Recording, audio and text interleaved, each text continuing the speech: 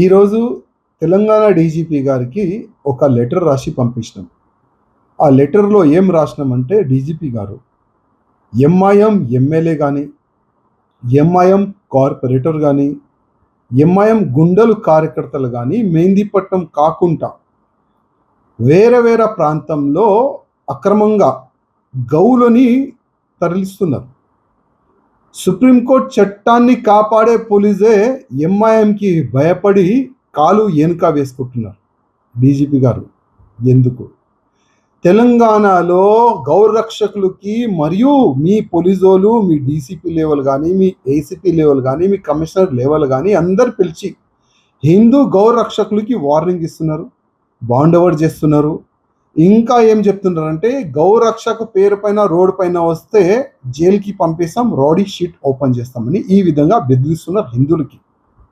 ఇంకా కొంతమంది హిందువులకైతే అక్రమంగా కేసులు పెట్టి మరియు జైలు కూడా పంపిస్తున్నారు. అంటే గతంలో చాలా వరకు నేతలు అంటున్నారు చట్టం ఎవరికి చుట్టాలు కాదని. మళ్ళా వీళ్ళకి వర్తిస్తుందా అంటే చట్టం ఎంఐఎంకి చుట్టాలుగా అయిపోయింది. పోలీస్ భయం లేదు, గవర్నమెంట్ భయం లేదు. ముఖ్యమంత్రి రేవంత్ రెడ్డి గారు అయితే మొత్తం గవర్నమెంట్ ఎంఐఎం కాలు కింద పెట్టేసినారు. ఆ విధంగా ఈ ఎంఐఎం వాళ్ళు ఫీల్ అవుతున్నారు. ఓపెన్గా గౌరక్షకులకి వాళ్ళు ఇస్తున్నారు, కొడుతున్నారు, పోలీసు వాళ్ళకి దొబ్బేస్తున్నారు. కానీ వాళ్ళపైన యాక్షన్ జీరో, నో యాక్షన్. ఎందుకు డీజీపీ గారు, ఎందుకు కమిషనర్ గారు అడుగుతున్నాం. ఇవాళ ఈ బక్రీద్ పండగ మంచిగా జరుపుకోండి, ఎట్లాంటి కూడా అభ్యంతరం లేదు. కానీ ఇదే బక్రీద్ పండగలో మా ఆవు తల్లిని నరుకుతాం, ఆవు తల్లి పిల్లల్ని నరుకుతాం అంటే ఎట్లా డీజీపీ గారు?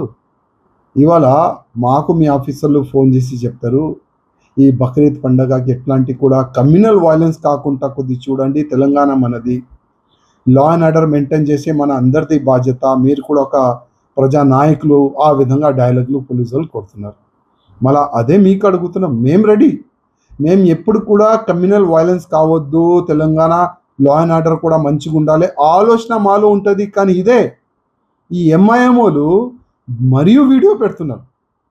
ఎంఐఎం ఎమ్మెల్సీ ఆవులని మొత్తం ఇక్కడ నుంచి అక్కడ వరకు ట్రాన్స్పోర్ట్ చేసుకుంటూ వీడియోలు పెడుతున్నారు.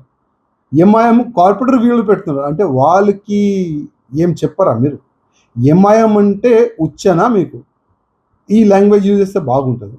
అందుకోసం రిక్వెస్ట్ చేస్తున్నా, లా అండ్ ఆర్డర్ అందరికీ ఒకటే సమానం ఉండాలి. సుప్రీంకోర్టు చట్టాన్ని కాపాడే బాధ్యత పోలీసు వాళ్ళకి ఉంటుంది. నేను రిక్వెస్ట్ చేస్తున్నా, ఈ బక్రీద్ పండగలో ఒక్క ఆవు కానీ, ఒక్క ఎద్దు కానీ, ఒక్క దూడ కూడా కట్ కాకుండా చూడండి. రిక్వెస్ట్ చేస్తున్నాం, దండం పెట్టి రిక్వెస్ట్ చేస్తున్నాం. లేకపోతే మాకు ఫ్రీడమ్ ఇవ్వండి. ఎక్కడ ఆవులు, ఎద్దులు, దొడలు ఉంటే అక్కడ గుసాంచనికి మాకు పర్మిషన్ ఇవ్వండి. మేము రెడీ ఉన్నాం, అన్నిటికీ రెడీ ఉన్నాం, కొట్టనికి రెడీ ఉన్నాం, జైలుకి పోనీకి రెడీ ఉన్నాం. ఎంఐఎం గుండెలకి కూడా ఏ విధంగా సమాధానం ఇవ్వాలి ఆ విధంగా ఆ స్టైల్లో సమాధానం ఇవ్వని కూడా మేము రెడీ ఉన్నాం. డీజీపీ గారు వన్ సైడ్ పనిచేస్తున్నారు, మీరు పోలీస్ కమిషనర్ గారు వన్ సైడ్ పనిచేస్తున్నారు, పోలీస్ డిపార్ట్మెంట్ వన్ సైడ్ పనిచేస్తున్నారు. చెక్ పోస్టులు కూడా షోప్డగా పెట్టినారు. అదే చెక్ పోస్ట్లో ఇదే ఎంఐఎం వాళ్ళు పోయి బలవంతంగా బండ్లు ట్రాన్స్పోర్ట్ చేస్తున్నారు. మొత్తం ఇక్కడ నుంచి ఆ ఏరియాకి మొత్తం ట్రాన్స్పోర్ట్ చేస్తున్నారు. డీజీపీ గారు రిక్వెస్ట్ చేస్తున్నాం, లా అండ్ ఆర్డర్ మంచిగా ఉండాలంటే కొద్దిగా ఈ ఎంఐఎం గుండెల్ని జైలుకి వేయండి, లోపటేయండి. ఆ ఎంఐఎం ఎమ్మెల్యే పైన మీరు ఏం యాక్షన్ తీసుకున్నారు అది కూడా తెలంగాణ ప్రజలు ముందు పెట్టే బాధ్యత మీకు ఉంటుంది.